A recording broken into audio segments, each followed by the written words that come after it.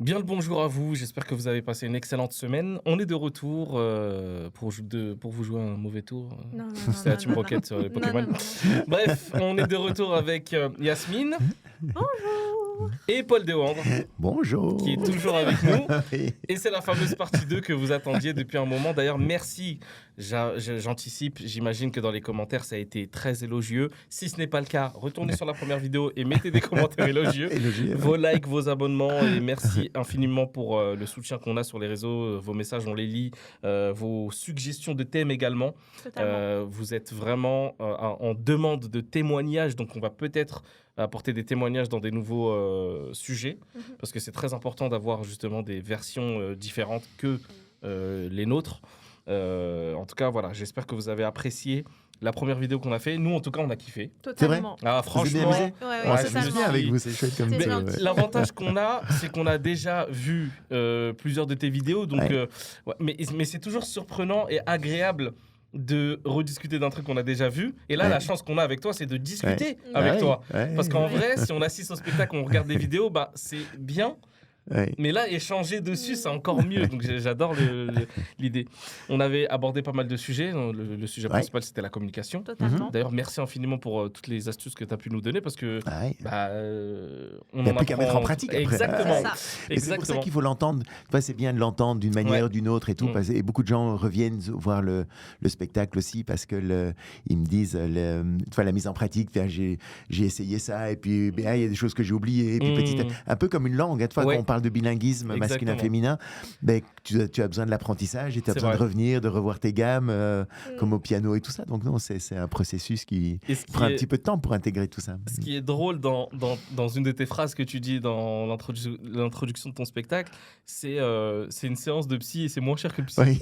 Mais j'adore ça parce que vraiment, pour le coup, c'est exactement ça. J'ai l'impression qu'on assiste à une thérapie gratuite. Totalement. Totalement. Mais Donc tu c'est sais qu'il y a- génial. Il y a beaucoup de psys qui utilisent le DVD C'est de vrai. mon premier spectacle en disant ils demandent à leur cliente regardez ça ensemble et puis on en Ouais. discute après. Mais c'est vrai.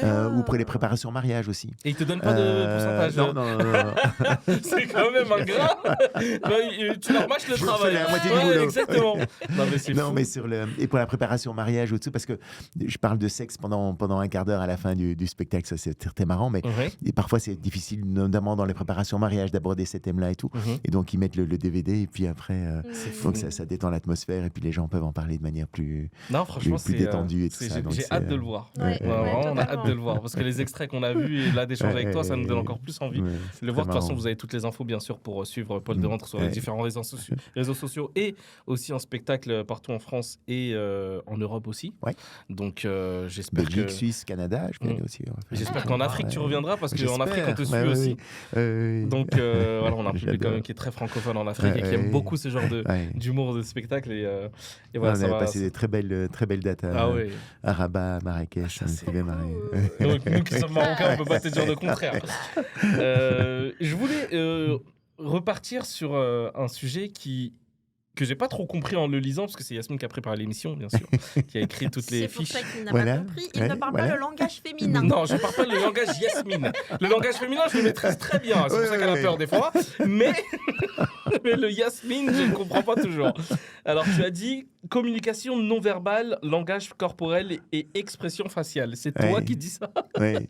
Tu Ouais. es la plus expressive niveau visage. Ah ouais, bien Ouais. sûr. Donc, Donc c'est un domaine que je gère. ah, tu maîtrises à 100%. Alors là, tu as une compétence dedans incroyable. Grâce à moi, mon fils, notre fils, Ah ouais, c'est vrai qu'il le a... gère très bien aussi. C'est vrai, c'est vrai. Explique-nous, tu voulais dire quoi par là? Non, mais parce que dans l'épisode précédent, dans la première partie, on est en train de parler de toutes les formes de communication avec Paul. Mhm. Et donc là, maintenant, on arrive sur la communication non verbale. Mhm. Oui. Parce que depuis tout à l'heure, on dit il faut dire les choses, Ouais. le langage Mais pas féminin, toujours. masculin, tatati Mhm. tatata. Mais en fait, il y a le non verbal. Ouais. Et donc, toi, est-ce que tu pourrais nous donner quelques exemples de non verbal? Le plus grand classique du non-verbal, c'est le mec qui rentre chez lui, le visage un peu fermé, il a l'air un peu tracassé, il a l'air de faire la gueule et tout ça. Là, sa femme perçoit immédiatement qu'il a des problèmes, tu vois, avec une tête comme ça. Elle, quand elle a un problème, qu'est-ce qu'elle veut faire? En parler. En parler. Et donc, elle va se dire, donc, je vais le faire parler, tout ça, et ça va aller bien. Il va pouvoir descendre sa vague. On a parlé de la vague tout à l'heure. Il va descendre sa vague. Je vais bien le comprendre, je vais bien l'écouter. Et puis après, il sera libéré de tout ça. Et on va pouvoir passer une magnifique soirée tous les deux. Sauf que plus elle va essayer de le faire parler, plus ça va il va se coincer. taire et plus ça va coincer. Et donc, le langage non verbal va être de se fermer de plus en plus, où il va dire « fous-moi la paix, lâche-moi les baskets », etc. En fait, ce qu'il faut savoir, mesdames, c'est que sur Mars, on a tous une grotte dans laquelle on va se réfugier quand on a un problème. Il y a un dragon qui est au-dessus de la grotte et il brûle toute personne qui essaye d'y rentrer. Et les femmes, par amour, qu'est-ce qu'elles font? Elles prennent un bélier pour enfoncer la porte.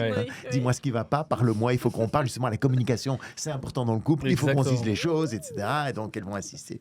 Le problème, c'est que plus elles insistent, plus on se ferme. Et là, on va être tous les deux frustrés, parce qu'elle se dit, mais je lui mets tout mon amour pour qu'il puisse exprimer tout ce qu'il ressent, tout ce qu'il vit. Je suis là pour lui et tout, pour l'écouter, et il s'en fout. Donc, c'est frustrant pour elle. Et lui, il est frustré parce qu'il n'a pas de choses dont il a besoin. Parce que, en fait, le dernier truc qu'on veut parfois, c'est parler de nos problèmes. Alors, pourquoi est-ce que c'est pas compris, ce truc-là? Tout simplement parce que quand deux copines ne se parlent pas sur Vénus, quand deux copines ne se parlent pas, ça veut dire quoi?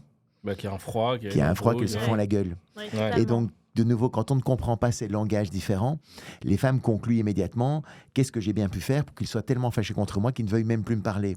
Et donc, évidemment qu'elles veulent savoir ce qui se passe parce qu'elles pensent que c'est lié à elles. Et donc, c'est là où c'est un des secrets de la communication non-verbale ou du langage non-verbal, c'est de comprendre, mesdames, que quand il est dans sa grotte, ça n'a rien à voir avec vous. Et donc, le truc, là, la grande sagesse féminine, c'est de lui foutre la paix, continuez, vous vivez votre vie tout à fait normalement, vous faites du sport, vous voyez vos copines, vous travaillez, vous faites tout ce que vous voulez, vous ne vous préoccupez pas de lui. Et c'est là où on va sortir plus facilement. Tu vois, parce que nous, on a besoin d'un temps pour nous, pour récupérer, pour trouver des solutions à nos problèmes. Une partie des mecs, en fait, nous aussi, on se dit, mais je ne vais pas aller parler d'un problème à ma femme, et de toute façon, elle ne pourra pas le résoudre. Elle n'a pas toutes les clés, elle n'a pas toutes les clés en main et tout, donc je ne vais pas lui commencer à parler d'un truc qu'elle pourra pas, où elle ne peut rien y faire. Ou alors, elle ne va pas me comprendre. Ou elle ne va pas comprendre, ou quoi, etc. Il y a une partie aussi du mec, lui, ce qu'il veut, c'est protéger ce cercle familial, tu vois, en disant, j'ai pas envie d'amener mes problèmes, j'ai pas envie d'amener tous mes problèmes dans cet environnement-là. Donc, c'est pas négatif, tu vois, c'est pas qu'on veut pas parler ou c'est pas qu'on vous fait pas confiance ou quoi, c'est qu'il y a nos raisons profondes qui est, mais j'ai envie de préserver mon intimité de ma famille, avec ma femme, mes enfants et tout, et j'ai pas envie d'aller polluer ça avec tous des problèmes extérieurs qui n'ont rien à voir avec eux. Tu vois. Mais le truc, c'est qu'il faut accepter, en fait, mesdames, que c'est pas qu'on veut pas vous parler ou quoi, c'est juste que nous, ça nous aide de ne pas en parler. En fait, parce qu'on veut fermer le dossier, bureau, travail, problème et tout, et ouvrir notre dossier, famille, enfants et tout ça. Et donc, si vous êtes là à insister, dis-moi ce qui va pas, on peut pas fermer le dossier, en fait. Et donc, ça ne fait que prolonger. En fait, c'est drôle parce que ce que tu dis, c'est le profil d'Ottman, dans le sens où parfois, il a des petits couacs, etc. Et en fait, quand je lui dis, dis-moi, explique tout ça, il m'a dit, ouais, mais tu vas pas m'aider, t'as pas la solution. Oui, mais je suis pas là pour te donner une solution, je suis là pour accueillir tes émotions et te soulager. Tu vois, en fait, parfois, j'ai juste envie d'avoir ce truc de soulager son émotion, mais il veut pas. Parce que toi, tu soulages ton émotion en le parlant, parlant de ça. Nous, les mecs, c'est pas comme ça qu'on soulage nos émotions. Mais en fait, j'ai l'impression que c'est le contraire. De quoi? Mais que c'est quand toi, je vois que ça va pas et que je te parle, que tu es en mode non, j'ai pas envie d'en parler, et que je te dis mais il faut en parler pour truc. Donc j'ai l'impression que c'est moi pour le coup là qui est le langage féminin et toi qui est en mode j'ai pas envie d'en parler. C'est souvent ça. Oui, mais parce que moi, ça dépend quand c'est à quel moment. Comme il l'a dit Paul dans la première partie. Alors, il faut savoir une chose avec Yasmine et avec les femmes d'ailleurs, c'est jamais pareil. Mais non, c'est jamais la même chose. Mais il y a des nuances. On est tout à fait d'accord. C'est pas la même chose. Non, mais comme il l'a dit. Comprends les nuances. Maintenant, tu vas progresser. Paul, dans la première partie, il a dit nous, on est sur une vague. Ah, donc là, on va sortir la phrase de Paul, il a dit. Oui, bien sûr, bien sûr. Donc, c'est en plein couple. Paul, il a dit. C'est pas fini. C'est pas la dernière fois que tu l'entends. Paul, il a dit. Tu te rappelles, Paul, il a dit. Allô, Paul. Alors là, il y a ça. Tu vas voir qu'on va t'appeler à n'importe quel moment. Genre, je suis sur scène là. Ouais, mais là, c'est gratuit, donc je t'appelle. Qu'est-ce que je fais? Non, mais ce que je veux dire, c'est que souvent, j'essaie de tirer les verres du nez. Oui. En essayant de savoir ce qui va pas, parce que je suis persuadé qu'en parlant, tu vas libérer un petit peu, décharger, etc. Et moi, je suis persuadé de ça, donc je le fais pour ton bien. Oui, mais le problème... Peut-être, une hypothèse que j'émets pour mettre tout le monde d'accord, c'est que Du verbe émettre, hein, j'ai Ouais. aimé. Pas, Mais je sais il aimait bien avant, maintenant, mais il l'aime plus. n'importe quoi. Je suis Je suis, littéraire. je suis humoriste, donc je fais des blagues. C'est que Yasmine se dit, il est en train de il essaye peut-être de me faire parler, mais je ne suis pas sûr qu'il va vraiment entendre et comprendre ce que je vis. Parce que justement, tu vas vouloir apporter une solution, tu vas pouvoir soulager en disant, voilà, il faut que tu fasses ça et ça et ça. Or, Yasmine, quand elle parle, elle n'a pas envie de solution. D'accord. Et donc, en fait, elle ne se sent pas complètement en sécurité avec toi, donc elle ne va pas parler. Et c'est vrai que tu as raison que si elle pouvait exprimer juste ce qu'elle ressent et que tu aies cette écoute active dont on a parlé dans la première émission, elle serait ravie. Mais si elle ressent ou elle pense qu'elle ne va pas l'avoir ou qu'il y a un risque qu'elle ne l'ait pas, elle préfère ne rien dire. Et c'est là toute la difficulté, c'est que, de nouveau, et ce n'est pas les hommes et les femmes, c'est le masculin et le féminin, c'est autant un homme peut parfois, c'est peut-être bien qu'il insiste en disant parle-moi, je pense que c'est bien que tu parles et tout. Et elle va dire ok, est-ce qu'il est prêt? Elle va mettre le pied dans l'eau, tu vois, pour voir si l'eau est pas trop froide et tout ça, pour voir est-ce qu'il va m'écouter et tout. Tu vois, parfois, ma femme pouvait me dire je sais pas si je peux te parler maintenant. J'ai une possibilité. Mais évidemment, tu peux me parler. Moi, je sais bien que c'est important. Donc, mais la manière dont je vais le dire, ça va jouer sur le reste. Elle voit que je suis pas disponible. Alors que, donc je lui dis évidemment parle-moi, elle va pas le faire. Alors que si je lui dis je comprends, je suis pas toujours disponible, je suis pas toujours à l'écoute, je suis vraiment désolé de pas être tout le temps dispo, elle va dire ah tiens ça c'est un bon moment. Hop, elle va commencer à parler. Tu vois, donc en fait je lui dis oui, elle fait non, et je lui dis non, elle fait oui. On est des enfants. Tu vois, c'est pas que c'est compliqué, c'est que c'est tout le langage non verbal qui va jouer pour voir est-ce que je suis en sécurité pour parler ou pas. Est-ce qu'il va me comprendre, est-ce qu'il va m'entendre. Mais le mec, quand il est dans sa grotte, il n'insiste pas. Lui, il a juste pas envie de parler parce que c'est pas le bon moment pour lui. Alors, le truc aussi, c'est que c'est pas que la grotte, beaucoup de femmes voient ça, ouais, c'est facile, il faut le laisser tranquille. Et puis moi, il y a les enfants, il y a le dîner, le soir et tout ça. C'est pas on peut participer aux tâches ménagères et tout. Simplement, il ne faut pas nous demander de le faire avec le sourire. Oui. C'est ça toutes ces questions-là. Quoi aussi. Quand je lui demande, faut que je fronce les sourcils? Non. Ah, okay. Faut pas que nous on fasse. Voilà. Parce que souvent tu me disais oui mais je te demande de m'aider sur un truc et t'es en mode je dis excuse-moi mais fais-le, il peut le faire. Je vais le faire quand même. Il le fait quand même, tu vois. Il le fait. Simplement, il est pas dans un mood. Oh ma chérie, qu'est-ce que je suis content de t'aider ou de faire le truc ou quoi. Je veux pas être hypocrite avec toi. Mais c'est pas grave, tu vois. Mais non, c'est pas de l'hypocrisie, tu vois. Là, je suis pas d'accord parce que tu vois, c'est comme quand toi tu fais la vaisselle et je suis en mode oh merci beaucoup, franchement c'est super gentil, c'est génial. Bah toi aussi tu fais l'effort de quand je te demande quelque chose, tu l'accueilles avec le sourire. Mais Yasmine, il faut comprendre que j'ai le droit, je suis un être humain, j'ai des sentiments, j'ai le droit de ne pas être satisfait ou heureux de faire quelque chose que je n'ai pas envie de faire. Jeter les poubelles, personne dit oh génial, je vais jeter les poubelles. Mais on le fait et voilà, on est content de nous parce qu'on l'a fait, mais on est saoulé de sortir dans le froid en pantoufles le soir parce que on n'y a pas pensé avant. Je comprends. Donc voilà. Donc il faut et le truc aussi, c'est que parfois, on peut très bien ne pas faire les choses avec joie et tout, peut-être aussi parce que c'est saoulant, mais aussi parce qu'on est en train de réfléchir à autre chose et tout ça, et que simplement on n'a pas envie d'en parler, mais on n'est pas totalement disponible pour être dans la relation épanoui, heureux et tout ça, parce qu'on a des trucs qui nous retiennent un peu, tu vois. Et c'est là où, tu vois, autant c'était marrant avec mes filles, que quand elles rentraient de l'école, ou quand je les cherchais à l'école, mes filles, comment ça s'est passé à l'école? Ouais, il y a eu ça et ça, et mon prof il m'a saoulé, la cantine c'était dégueulasse, ici et là et tout. Autant mon fils il rentre de l'école, comment c'était? Bien. Oui, mais raconte-moi, toi en tant que parent, t'as envie de savoir un peu? Bien. Voilà. Alors, c'est pas que les mecs ne parlent pas, c'est de lui dire que t'as le droit aussi de pas en parler si t'es pas prêt à en parler. Mais ce que je dis à mes enfants ou à mon fils, c'était écoute, je suis là si tu as besoin, etc. Donc, toi, mais c'est pas en allant le chercher dans sa grotte que ça va résoudre le problème. C'est l'idée. Mais en fait, pour ne pas aller le chercher dans la grotte, il faut qu'une femme sache que c'est pas lié à elle. Parce que la grosse erreur que font les femmes, c'est de se dire s'il est fâché, s'il me parle pas, c'est qu'il est fâché contre moi. Parce que sur Vénus, c'est comme ça que ça marche. En fait, non. Donc soulagez-vous, c'est pas lié à vous, voilà, il n'y a pas de problème. Laisse-moi dans ma grotte. Vous êtes tout autant. Voilà. Et plus on vous laisse et plus vous nous laissez dans la grotte, et plus on sort vite. Tu vois, parce qu'il y a aussi beaucoup de femmes qui disent mais je veux bien le laisser, mais je veux pas que ça dure des heures. Ben un des trucs comme aux toilettes, c'est ça. Ben ça fait partie. Dit-elle. Heureusement qu'il n'y a pas de prise dans les toilettes parce que sinon elle mettra un chargeur et. Et pourquoi est-ce qu'on reste plus longtemps que prévu ou que nécessaire? Parce que souvent, on se dit, quand on ressort, elle nous attend avec un rouleau à pâtisserie en disant, tu m'as pas parlé pendant 2 heures, il faut que tu me parles maintenant pour me dire ce qui s'est passé. Voilà. Or, comme nous, tout le travail dans la grotte, c'est d'oublier nos problèmes. C'est quand on ressort d'en parler. Et dès qu'on sort, allez, c'est bon, il boude plus. Oh là là. C'est bon, l'enfant, il a arrêté de bouder, là. Voilà, on repart tout de suite. Je repars. Voilà. J'y retourne. Mais c'est grave intéressant parce que là, c'est le point suivant. Tu as parlé d'un espace sûr, sain, pour qu'on puisse en fait s'exprimer correctement.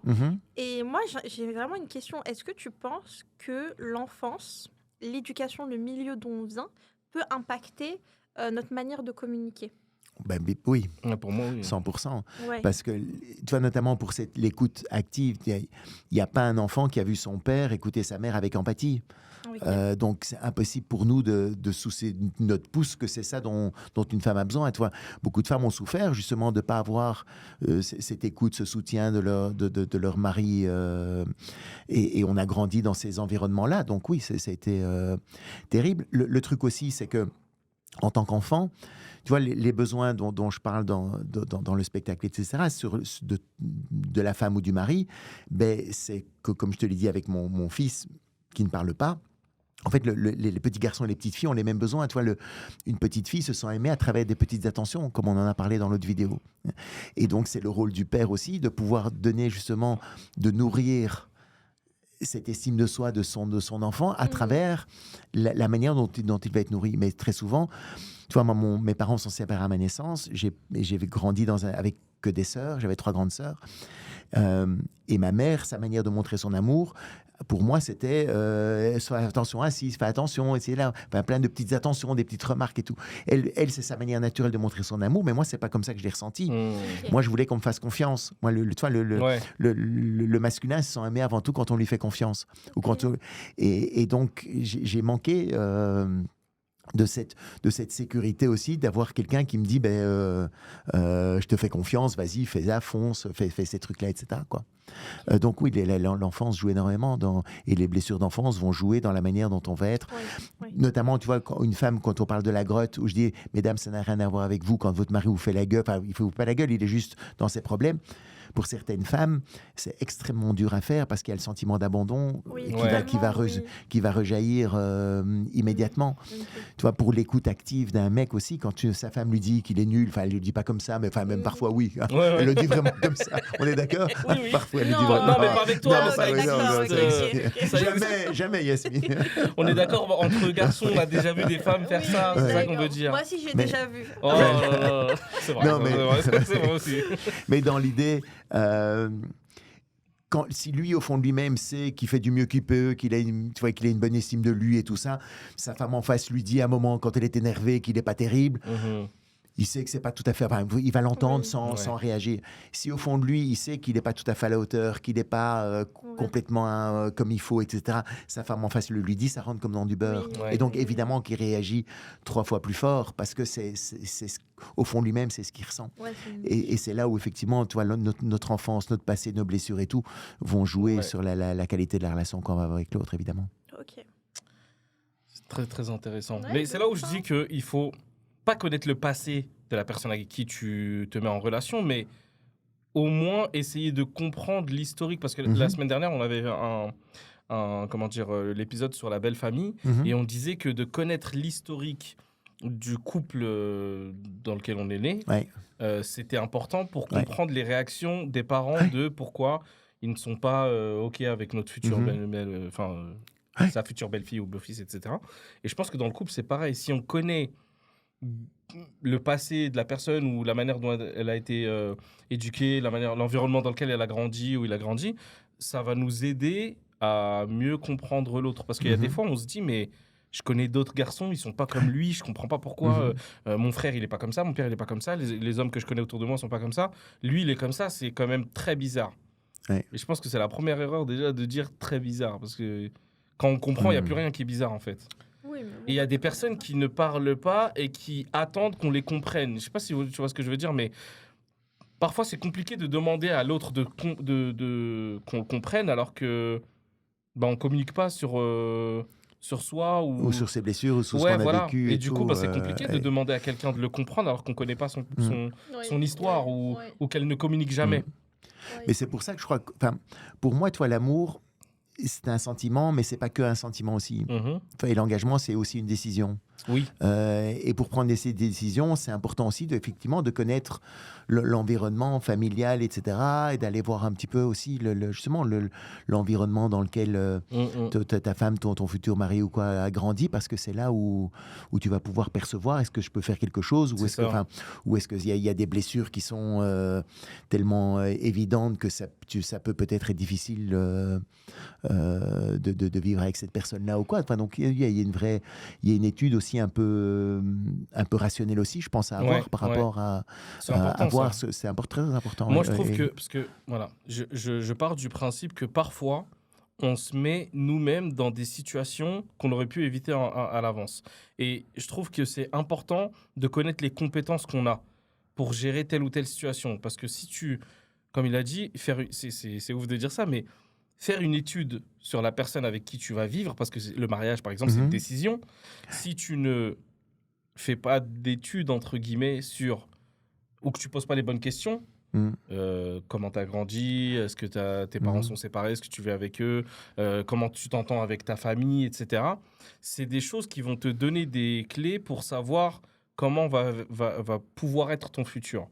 Et si tu ne connais pas ces éléments du passé ou de sa vie, de son environnement, bah, tu peux avoir des mauvaises surprises quand tu es en couple avec la personne. Et te rendre compte plus tard de dire « Ah ouais, mais ça, je savais pas en fait qu'elle avait grandi dans ça. Je savais pas que pour elle, ça, c'était normal. Je savais pas que en grandissant dans la violence, elle allait le reproduire plus tard. » Je dis « elle », c'est la personne. Hein. Oui, bien sûr. Et du coup, on est dans une situation où on est peut-être marié avec des enfants et on se dit bah, j'aurais peut-être pu le savoir plus tôt et j'aurais été conscient que j'ai pas les compétences de gérer ça. C'est pas pour ça qu'il faut pas le faire ou quoi, mais c'est être le plus conscient possible de bien se connaître, de bien connaître le parcours et tout. Et puis c'est vrai que l'amour, c'est aussi ces deux inconscients qui se rencontrent. On n'est pas complètement maître non plus des sentiments et tout, parce que probablement qu'on a quelque chose à apprendre nous-mêmes aussi. Pourquoi est-ce qu'on est plus attiré par une personne plutôt que par une autre? Parce qu'il y a un chemin pour moi, ma conviction, c'est qu'il y a un chemin de vie aussi à faire. Alors attention, je ne dis pas qu'il faut faire des enquêtes. Non, sur la personne. Non, parce que il faut quand même rester, voilà. Mais comprendre un petit peu plus, comprendre les enjeux. Puis, enfin, moi, de toute façon, la relation humaine, ça me passionne. Donc, j'ai envie de connaître. C'est pas. Parfois, les gens disent, tu poses des questions et ça, mais c'est pas que je veux pas être intrusif ou quoi. C'est juste que j'adore connaître les gens, j'adore connaître leur histoire, leur parcours, leur passé, parce que, enfin, on a tous des vies, toutes nos blessures, des uniques et tout ça. Enfin, je trouve ça passionnant, quoi, de vraiment de bien connaître une personne. C'est génial. Bah, on apprécie plus la relation avec la personne. La relation est beaucoup plus forte et saine quand tu peux. Quand on est plutôt dans la compréhension que dans le jugement. Oui, exactement. Dans la compréhension de quelqu'un d'autre, tu vois, tu peux. C'est un gros problème de notre société. On peut comprendre les deux parties. Oui, moi je trouve que on peut être c'est dans la compassion et dans l'empathie. Il y a de souffrance, mais pas pour ça qu'il faut prendre parti pour l'un ou pour l'autre spécialement. Mais c'est vrai que la société parfois nous pousse à devoir choisir tel camp ou tel camp plutôt que. J'ouvre une petite parenthèse, mais ce que tu dis, ça me parle beaucoup parce que moi qui suis sur les réseaux depuis un moment, je regarde les réactions et les commentaires sur les réseaux sociaux. Je remarque que ces dernières années, on est beaucoup dans le jugement et on cherche, et sans connaître les gens. C'est vraiment quelque chose qui est très, très... j'ai pas envie de dire français parce que ça existe un peu partout.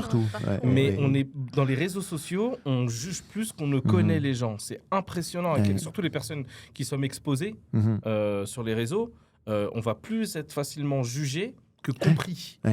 C'est fou à quel point les gens ne font plus l'effort d'essayer de comprendre quelqu'un, que c'est beaucoup plus facile de juger que de comprendre. Et quand on fait l'effort de comprendre quelqu'un, on passe pour quelqu'un qui se mouille jamais, ou que moi, on me le dit souvent, parce que moi, j'aime bien essayer de me mettre à la place de la personne et être empathique. Et souvent, je vais jamais blâmer quelqu'un, je vais toujours défendre. On me dit, je suis l'avocat de tout le monde. Tu vois, on dit, c'est l'avocat du diable, lui, il défend tout le monde, lui, il est jamais contre quelqu'un. Mais c'est juste que j'essaie de me mettre à la place de cette personne-là. Donc, je vais pouvoir défendre quelqu'un qui est indéfendable en disant, peut-être que dans son passé, il y a eu quelque chose qui va faire que, mais c'est bon, toi aussi. J'ai l'impression qu'on est dans un... Dans C'est une pas pour ça époque... qu'il faut excuser le geste. Mais, Oui, pour bien moi, sûr, comprendre et pas bien sûr. excuser. C'est là comprendre, la frontière. Et la difficulté là-dedans aussi, pour moi, c'est que en fait, la relation qu'on a avec les autres Ouais. est toujours le reflet de la relation qu'on entretient avec soi. Ah oui? Tu vois, quand quelqu'un est désagréable avec toi, c'est qu'il a une petite voix intérieure toxique qui est très désagréable envers lui, qui se critique tout le temps. Ah, Quelqu'un ok. qui critique les autres, c'est parce qu'il se critique tout le temps lui-même, il ne s'aime pas, en fait. Ah. Et donc, moi, tu vois, je vois l'amour ou l'estime de soi un peu comme un réservoir à remplir. Ouais. Au début, à la naissance, un bébé, tu vois, le bébé, on sourit parce qu'il est plein, il est plein d'amour, il a tout à donner, il pense aucun mal de lui, tu vois, il se dit pas qu'il est con, qu'il est bête, il s'imagine pas qu'il va jamais marcher, ou qu'il est pas capable de faire ça ou quoi, non, enfin, il va tomber 5 fois, 20 fois, 100 fois, c'est pas pour ça qu'il va s'imaginer qu'il va jamais marcher, tu vois. Il se dit pas, tiens, 2 ans et demi, maintenant j'ai essayé un peu trop souvent, donc je vais rester assis, quoi. Non, ben non, il va continuer. Et tu vois, mais le problème, c'est que toutes les blessures qu'on subit, justement, les violences, tous les remarques de nos parents, de nos professeurs, ils nous disent qu'on est con, qu'on est bête, qu'on est ci, qu'on est là. Ça Petit à imprègne petit, beaucoup, ça va boucher la source intérieure. Tu vois, on est avec une source intérieure de créativité, de confiance dans la vie qui déborde. Et c'est comme ça, quand on voit un bébé, on a envie de sourire parce que c'est une boule d'amour. C'est vrai. Le problème, c'est que petit à petit, cette source va se tarir, elle va se boucher par toutes ces remarques et tout. Et là, à ce moment-là, quand elle ne coule plus assez pour remplir notre réservoir d'estime de nous-mêmes, on va prendre un tuyau d'arrosoir pour remplir le réservoir de l'extérieur. Regardez comme regardez comme je suis beau, regardez comme j'ai fait ci, regardez mes enfants comme ils sont là, regardez le travail que je fais. Et sur les réseaux, tu as quand même beaucoup de gens qui posent des photos pour remplir le réservoir de l'extérieur. Exactement, Regardez c'est vrai. comme je fais ci, de ça de bien, etc. C'est pas pour partager un truc, c'est pour remplir le réservoir de l'extérieur parce qu'ils ont besoin du regard positif des autres pour se sentir un peu, parce que si d'autres m'admirent, mais c'est quand même que je suis pas si nul que ça. Tu vois. Bah moi, c'est ça. Alors, c'est pour ça que j'ai fait ce métier ouais. d'humoriste, parce que j'avais besoin d'attention, j'avais besoin de me prouver que j'étais pas nul, quoi. Ouais. Que j'étais Mais- quand même compétent dans quelque chose, que j'avais... Et le truc, c'est que ça peut aider un moment, mais si tu deviens dépendant de ça, c'est là où ça devient un problème. Ouais, je l'ai vu. Tu vois, et parce que si tu deviens complètement dépendant du regard extérieur tout le temps des autres, c'est épuisant Exactement. pour toi et c'est épuisant pour ton entourage qui est toujours... Tu demandes tout le temps l'admiration des autres et tout ça. À un moment donné, ça va, oui, ça va, t'es fort, mais tu arrêtes de nous faire chier, quoi. À un moment donné, c'est épuisant. Et c'est là où tout l'enjeu, c'est de faire rejaillir notre source intérieure. Tu vois, en disant, OK, je suis à la hauteur, je suis pas parfait, mais je suis bien. Et c'est là où, parce que tu peux pas donner ce que tu n'as pas. Tu vois, il faut que tu aies de l'amour en toi pour donner de l'amour autour de soi. Exactement. Et c'est comme ça qu'on dit d'une personne bien à sa peau qu'elle rayonne. Tu vois, parce que comme le soleil, on sent bien que la chaleur humaine qu'elle dégage provient de sa source intérieure. Tu vois, elle n'a pas été la puiser ailleurs. Exact. Et c'est comme ça notamment que le sud de la France accueille 13 millions de touristes par an, alors que le Pas-de-Calais, 13. Dont 11 Belges, déjà très heureux d'être arrivés dans le sud. Moi, je me mets dedans. C'est donc, hyper tu vois, intéressant. ce réservoir...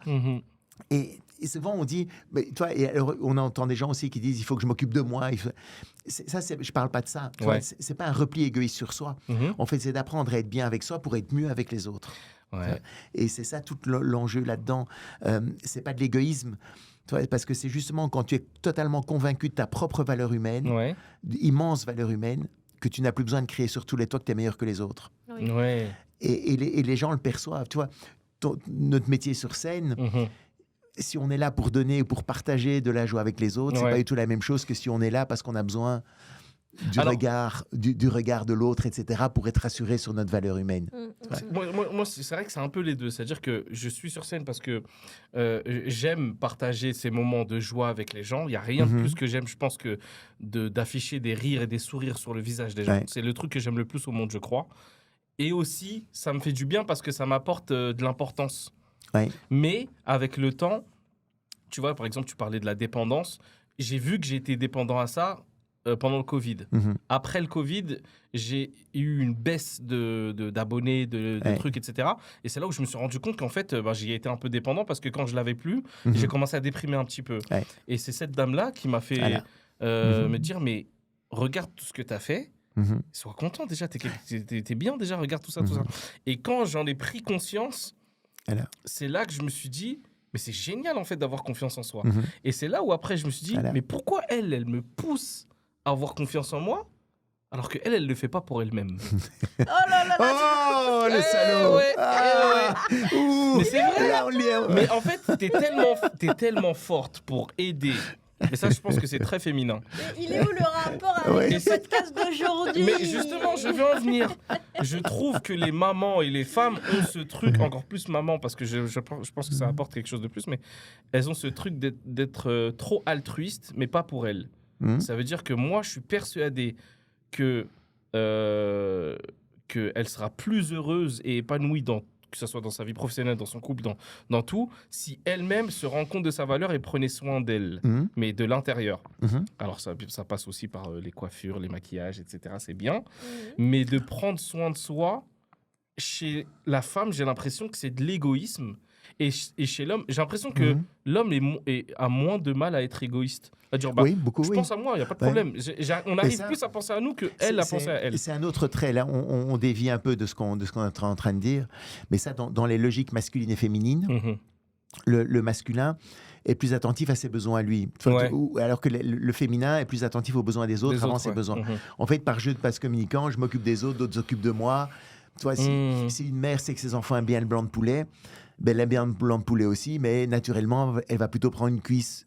Ou bien elle va attendre qu'on lui propose. Tiens, maman, je sais que tu aimes bien le blanc de poulet, prends un bout. Mais elle va pas le prendre. Le mec, il aime bien le blanc de poulet, il le prend. Les enfants arrivent avant ou quoi, je m'en fous, il va pas penser aux autres. Naturellement, c'est pas toujours comme ça. Pas toujours comme ça. Sinon, j'achète plus de blanc de poulet. Mais c'est comme ça, une fois que beaucoup de femmes trouvent que les mecs sont égoïstes. Oui, ils pensent à eux, ils pensent qu'à eux d'abord, etc. Alors, il y a des mecs égoïstes et tout, on est bien d'accord. Mais l'idée masculine, c'est pas spécialement l'égoïsme. En fait, c'est de dire, tu vois, quand tu vas prendre l'avion, le PNC nous dit quoi? Il dit, en cas de dépressurisation de l'appareil, des masques à oxygène tomberont automatiquement. Si vous êtes accompagné, mettez d'abord votre masque et puis mettez le masque à votre enfant. Parce que si toi, t'es pas en forme, tu peux plus aider ton bébé. C'est exactement si ce que tu je fais, pense. et donc dans l'idée masculine, c'est dire, si chacun s'occupe de soi, personne n'est une charge pour l'autre. Oui. Tu vois, donc c'est pas égoïste dans le sens je m'en fous. Moi, il y a un côté altruiste à être sûr que je ne dépends pas d'autres personnes, que je ne suis pas une charge pour d'autres. Parce que je sais que moi, par exemple, je sais que si je suis pas bien, je pourrais pas bien m'occuper de ma famille. Si j'ai pas mon sommeil, si j'ai pas voilà, mon bien-être, je sais que je pourrais pas être à 100% bien et que je pourrais pas bien m'occuper de ma famille. C'est deux logiques différentes. La logique féminine, c'est dire si tout le monde s'occupe des autres un petit peu, ben personne, enfin, tous les besoins sont satisfaits, on manque de rien. La masculine, si je m'occupe de moi, personne ne manque de rien. Si chacun s'occupe de soi, personne ne manque de rien. Les deux sont justes. Et simplement, évidemment, dans le couple, c'est que il faut comprendre qu'on est dans deux logiques différentes pour essayer de trouver l'équilibre là-dedans, justement, mais c'est deux visions de la vie qui sont totalement différentes. Mais qui sont justes. Mais qui sont, voilà. Les deux, ils sont justes. Avec des avantages et des inconvénients tous les deux. Et le truc, c'est à mettre en parallèle au fait que il faut que, pour qu'un couple fonctionne bien, que la femme sache qu'elle est importante, la plus importante de son mari. Donc, on a parlé dans l'autre vidéo de toutes les petites attentions et tout ça, qui sont évidemment qui sont importantes et essentielles. C'est pas chacun dans son coin et tout ça. Mais si on veut revenir sur l'idée de l'estime de soi profonde, là, toi, l'idée, c'est que c'est justement quand tu parlais de cette dépendance. C'est justement à partir du moment où tu vois, je me souviens, j'ai fait mes premiers séminaires quand j'ai commencé les ateliers de communication, etc. Il n'y avait pas beaucoup de monde. Et j'étais parti, c'était à Bordeaux, c'était à 600 km. J'habitais Aix-en-Provence, c'était à 600 km de voiture. Et là, il y avait 2 personnes. Et je me dis, est-ce que je me déplace pour 2 personnes, etc. Mais je me suis dit, mais je m'en fous. En fait, et ça s'est très bien passé. Et c'est là où je me suis dit, mais en fait, le monde se change un couple à la fois. Je m'en fous qu'il y ait deux. C'est pas pour moi. Moi, ma mission, en fait, c'est d'être là et indépendamment du nombre de personnes qu'il peut y avoir. Et c'est à partir du moment où j'ai accepté ça, tu vois, que j'étais pas dans la dépendance d'avoir le retour, que les choses ont commencé à se mettre en place aussi. Tu vois, donc c'est quand tu es prêt là-dedans.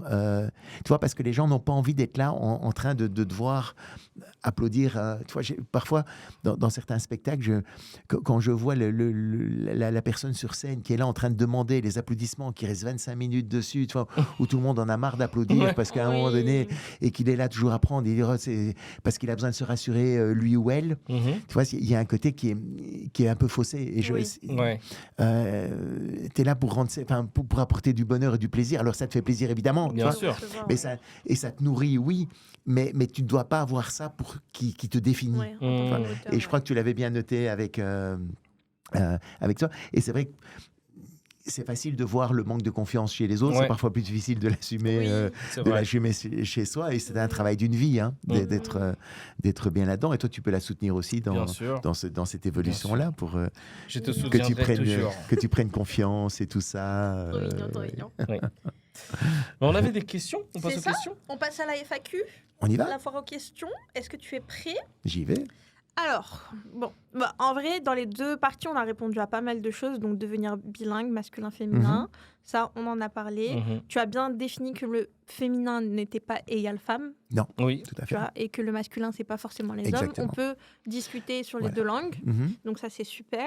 Moi, j'avais une question, c'était par rapport à l'épanouissement dans le couple avec la communication. Parce qu'en fait, il y a des personnes qui ne communiquent pas. Par exemple, dans un couple, il y a deux personnes. Une communique, l'autre pas du tout. Est-ce que tu penses qu'il y a une possibilité de s'épanouir et de faire grandir le couple quand la communication n'est pas là?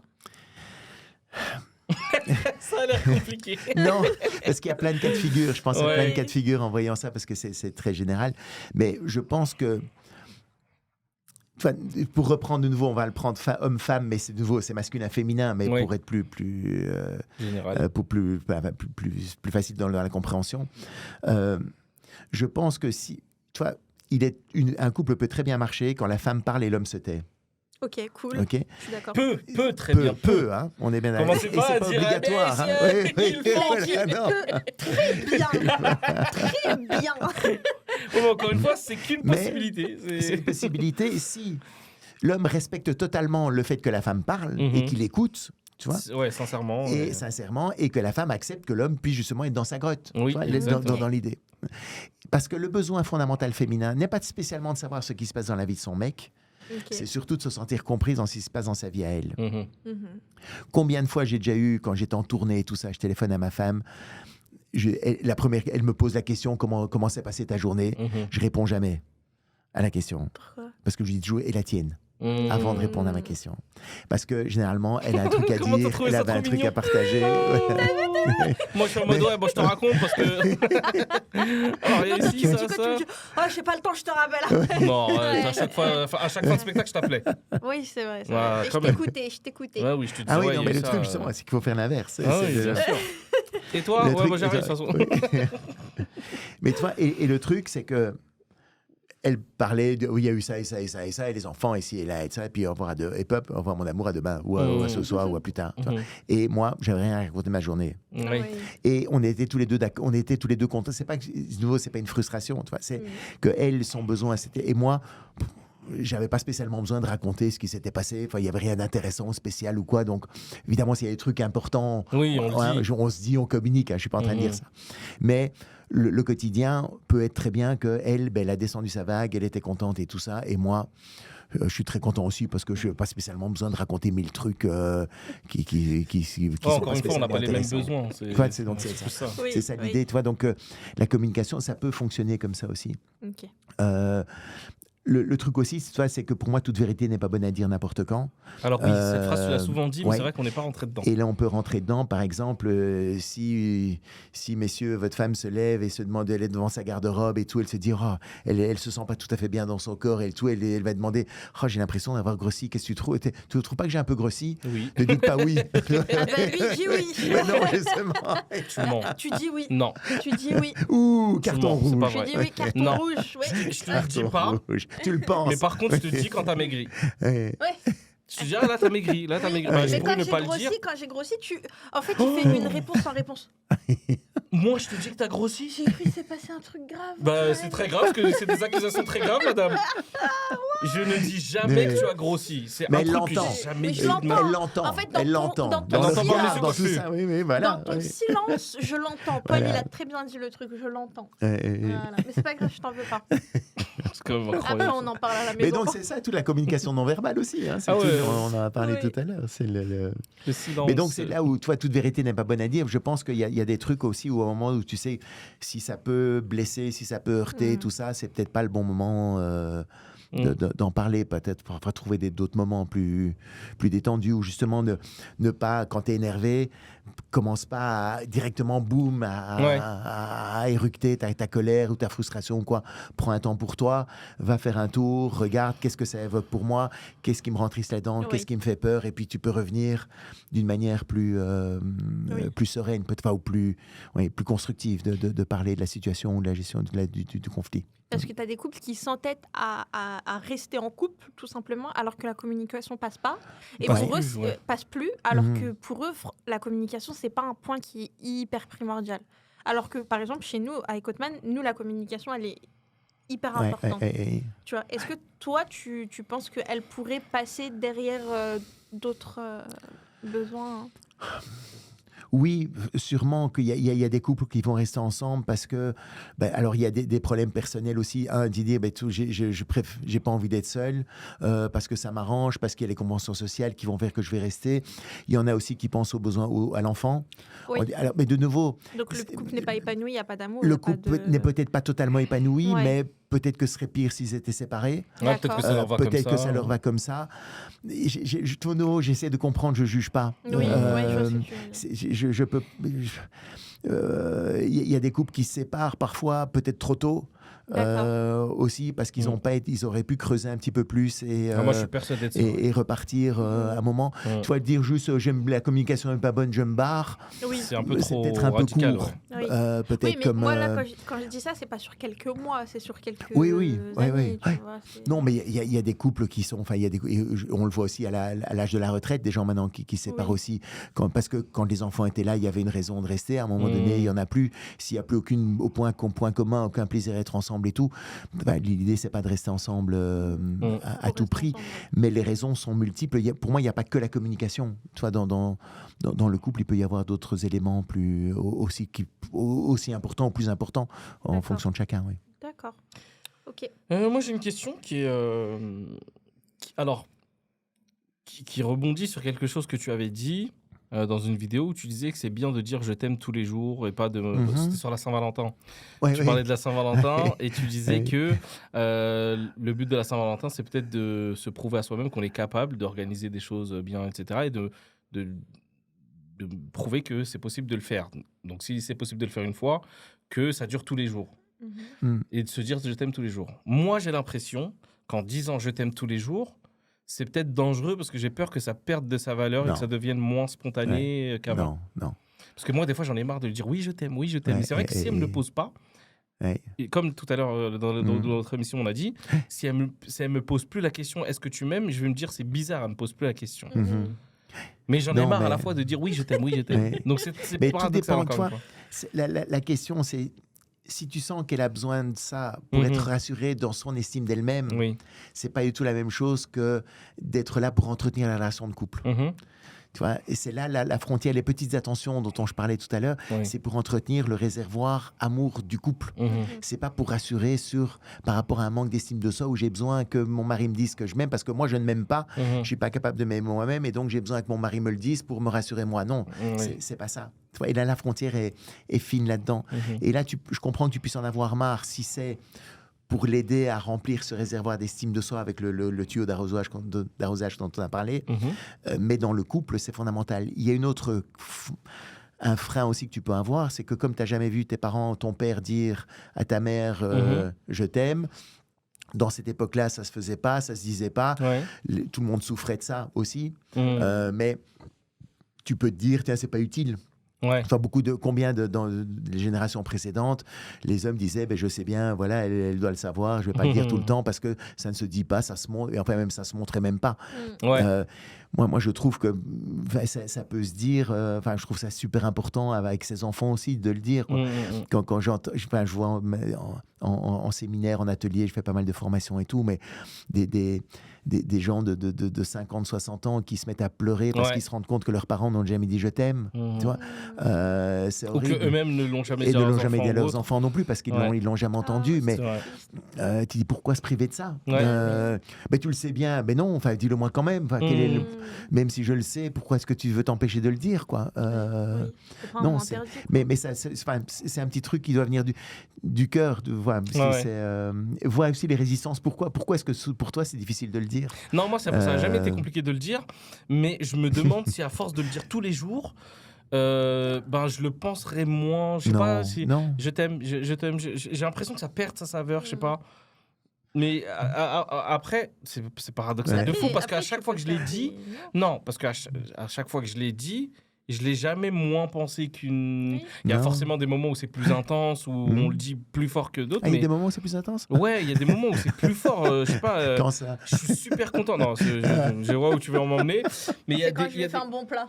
Non, mais il y a des moments où je sais pas, je vais la voir faire quelque chose avec mon fils ou me rendre un service ou être reconnaissante et je vais lui dire franchement, je t'aime trop. Je vais dire, je vais être pas plus sincère, mais ça va être plus fort. Mais le truc justement, c'est aussi d'être capable de dire je t'aime justement quand il y a rien. Ouais, bien sûr, bien sûr. Il faut pas le mériter. Ouais, bien sûr. C'est là où le truc aussi, c'est l'état de fait. Quoi que tu fasses ou quoi que t'aies grossi, maigri ou quoi, je m'en fous. Non, je t'aime. T'as compris? Oui. Et je pense qu'on sera sur l'une des dernières questions. Ouais. Là, c'est la manière de s'exprimer correctement lorsqu'on veut communiquer. En fait, c'est plusieurs questions en une. Donc, la manière de s'exprimer correctement quand on veut communiquer, les signes qui montrent qu'on doit travailler cette manière de communiquer et quelques tips. Les signes, c'est quand on s'embrouille tout le temps. Je pense, à mon avis, c'est un des signes.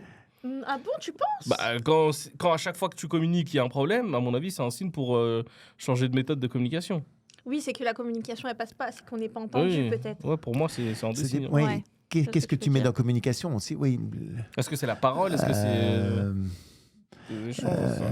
La communication, pour moi, la communication n'est pas la gestion des disputes. Oui. Une communication, pour moi, normalement, c'est quelque chose qui est fluide, justement, où on se comprend. Il y en a un qui parle féminin, l'autre qui comprend que c'est du féminin, il répond au féminin, l'autre voit que c'est du masculin, il répond au masculin. Donc, pour moi, c'est là où c'est sympa, où c'est fluide. Et si l'autre dit un truc qui est un peu... qui peut être perçu comme agressif, c'est pas de rebondir tout de suite, c'est dire ok, il va peut-être pas bien ou il va peut-être pas bien à ce moment-là. Moi, j'entends ça, je prends sur moi, je vais pas réagir tout de suite là-dessus. Donc, c'est cette intelligence émotionnelle-là pour ne pas être au taquet. Mais ça dépend tellement de l'image qu'on a de soi, quoi. Tu vois, on en revient toujours à ça. C'est Et donc la communication va être plus on a une communication fluide envers soi, et plus la communication va être fluide avec les autres. Tu vois, quand quelqu'un plus ou moins consciemment est en train de se dire je suis nul, je suis pas à la hauteur, je suis ci, je suis là, je suis trop ci, je suis trop là, je suis pas assez ci et tout, c'est super difficile pour l'autre. Donc le type, c'est d'avoir une meilleure communication le avec type, soi-même. c'est d'avoir déjà une communication bienveillante envers soi. Pour moi, ça, c'est la clé. Estime, conscience, de pouvoir, tu vois, d'être conscient de cette petite voix qu'on a tous à l'intérieur de nous, qui nous juge à chaque instant, à chaque moment, et tous ces trucs qu'on nous dit que t'es pas à la hauteur, et tout ça, ça vient de nos parents, de nos professeurs, d'une remarque qu'on nous a faite et tout ça, et donc c'est tout ça qui reste, et on continue à vivre avec ce truc-là. Même des haters sur les réseaux. Non, je rigole. Oui, c'est vrai. Les haters sur les réseaux. Avant, c'était que les parents et les professeurs, enfin la famille, les profs. Maintenant, c'est les parents, les profs, le monde du travail, les réseaux. Ça s'arrête plus en fait. T'es tout le temps critiqué. Mais le truc, c'est que voir pourquoi ça t'atteint. Oui, c'est vrai. Et si ça t'atteint, c'est que probablement qu'il y a quelque chose de plus ancien qui n'a pas encore été tout à fait résolu. Un hater qui dit n'importe quoi, à un moment donné, enfin, tu vois, moi, je sais que les premières critiques ou réactions par rapport au spectacle, à mon spectacle, j'étais jamais monté sur scène, j'étais très très anxieux parce que j'avais un doute moi-même de ce que je faisais. À un moment où je sais, voilà, les gens n'aiment pas, je sais qu'il y a des féministes qui trouvent ça complètement débile de parler des relations entre les œuvres, de différences de fonctionnement masculin-féminin, parce que pour elles, il faudrait qu'on soit tous égaux, donc on doit tous être pareils, et donc c'est que ce ne sont que des vieux stéréotypes d'un autre âge, et je suis là en train de vouloir rétablir des relations des années 50. Elles n'écoutent pas mon message, le vrai message, mais c'est comme ça qu'elles le vivent et qu'elles le sentent, et je ne peux pas le changer, et voilà. Mais toi, ça m'atteint moins parce que je doute moins de moi ou de ce que je peux faire. Oui, tu vois. Et donc c'est là où tu peux te renforcer quand tu es bien avec toi, quand tu sais que tu fais du mieux que tu peux et que tu fais plein d'erreurs évidemment, et que tu t'excuses et tout, mais en même temps donc c'est là le plus fluide pour moi dans la communication. Moi, j'ai une dernière question. Dis-moi. Comment faire quand c'est toujours la même personne qui fait le premier pas dans le couple? Je parle pas de nous, hein. Je parle pas de nous du tout, parce que c'est pas du tout le cas. C'est pas le cas. Non, c'est pas le cas. Le premier pas dans quoi? Dans une réconciliation, une dispute ou autre. Qui enclenche le premier. Parce qu'il y a des personnes qui vont en avoir marre, il y en a d'autres qui vont dire moi je suis pas capable de le faire. Donc c'est très bien si c'est tout le temps toi, par exemple. Mais il y a des personnes pour qui c'est des vrais problèmes et ça crée des ruptures. Moi, j'ai connu des personnes qui, clairement, on avait marre que ce soit toujours à elles de faire le premier pas et qui ont décidé de partir parce que c'était plus supportable. Mais c'est toi, on en a parlé un tout petit peu, mais c'est l'équilibre à trouver entre le fait d'accepter. Tu peux pas changer l'autre, fondamentalement. L'autre peut changer. Chacun, on évolue. Pour moi, on est capable de changer, on est capable d'évoluer, tout ça. Enfin, changer fondamentalement, je sais pas, mais en tout cas, on peut évoluer en guérissant nos blessures et tout. Donc, mais ça vient de nous. On peut pas changer quelqu'un. Mais en même temps, accepter l'autre tel qu'il est. Mais en même temps, il faut qu'on soit aussi suffisamment conscient de nos besoins, etc., pour être nourri dans la relation. Et c'est là la frontière, entre moi, ça me va que si c'est moi qui reviens, qui fait le premier pas, parce que je sais que pour lui, c'est difficile et j'accepte ça, mais c'est pas un sacrifice pour moi. Oui. OK. Donc ça va, Mais si, effectivement, tu dis, mais moi, en fait, j'ai l'impression de tout donner et que l'autre ne me donne rien dans la relation, ça n'a aucun sens. Pour moi, même quand il y a de l'amour, la relation, c'est un échange. Oui. On peut pas se sacrifier continuellement pour l'autre, quoi qu'il arrive, etc. On doit être nourris tous les deux. Et ça peut parfois, pour certains, la limite c'est, moi j'en ai marre de faire le premier pas, je peux plus, il me donne pas assez dans ce cas-là, donc oui. C'est tout à fait légitime. Donc c'est vrai qu'il y a la notion de sacrifice en fait qui va jouer. Pour moi c'est la notion. Parce que quand on se dit moi ça me dérange pas, c'est pas grave, c'est pas un sacrifice. C'est pas un sacrifice. Quand c'est un sacrifice de dire ça me coûte mais je le fais cette fois parce que voilà. Ou j'en ai vraiment marre maintenant, que j'en peux plus parce que lui ne revient jamais, c'est toujours moi qui dois m'excuser. Et le truc, si c'est je m'excuse parce que je dois dire c'est moi qui suis en tort, parfois, ça peut être l'autre qui reste sur ses positions, qui bouge pas, qui, soi-disant, c'est toujours de ma faute et lui, il fait jamais rien. À un moment donné, c'est plus possible. Quoi. Mais ça, c'est pas dans la communication, c'est dans la posture. Bien sûr. La posture qui est intenable si l'autre ne peut pas se remettre en question de temps en temps. Et beaucoup de questions répondues. Plein de choses. Franchement, beaucoup de choses qu'on a appris. On aurait même pu enchaîner une 3e heure. Franchement, on a des sujets sur ce sujet-là. 4e, 5e, c'est un sujet, un épisode. Merci infiniment. T'es très sympa de passer un petit peu avec franchement, vous, on a aimé échanger. Bravo pour votre podcast. Merci beaucoup. J'espère que ceux qui l'écoutent et qui le voient apprécieront. Je pense que oui. J'espère. N'oubliez pas, Paul Deswangres sur tous les réseaux sociaux. Vous avez, de toute façon, je vais vous afficher tout ça ici. L'affiche du spectacle, les dates en tournée, bien sûr. Et puis nous aussi, que vous pouvez nous retrouver bien sûr sur les réseaux sociaux, sur YouTube, Instagram, Snapchat, TikTok, bref, partout. Un peu partout. Au cas où ils ne nous connaissent pas sur les réseaux, @Zatis. Mais je vais l'écrire, c'est moi qui fais les montages. Elle ne regarde jamais les fins des émissions. Oui, c'est vrai, j'avoue. Elle ne sait pas que je mets à chaque fois les choses. Elle te fait totalement confiance. Elle me fait confiance, elle sait que t'es incroyable. Elle sait que t'es génial et tout. Mais là, elle doute de mes capacités. Mais non, elle doute pas. Elle doute pas. L'avocat du diable. Enfin, du diable, tu m'as compris. N'oubliez pas surtout de liker, la commenter. Je vais rester une semaine à côté. Exactement. Mais c'est pas ça. N'oubliez pas donc de liker la vidéo, de vous abonner, de partager et de commenter. Surtout, c'est très important les commentaires parce que ça nous permet de lire un peu les avis de tout le monde et de changer ou de modifier ou d'améliorer, en tout cas d'évoluer, faire évoluer l'émission. Merci à tous et je vous dis à la semaine prochaine. Oui. N'hésitez pas à nous partager des thèmes. Oui. Qui veulent voir, qui veulent entendre. Oui. Et surtout, s'ils veulent des invités Oui. Ce serait cool. Si vous avez des invités à nous proposer, franchement, on veut bien regarder et on est preneurs. Exactement. Par contre, des invités qui sont possibles de... Voilà, nous dites pas, je sais pas moi, Michael Jackson ou des trucs... Michael Jackson, c'est compliqué. Oui, bon, voilà, c'est ça. Donc voilà, dites-nous des choses qui sont quand même potables et possibles, quoi. Donc, voilà. On va faire bouger les tables. Ouais, ça va être compliqué. Prenez soin de vous et puis à très vite. Au revoir. Bye bye. Bye bye.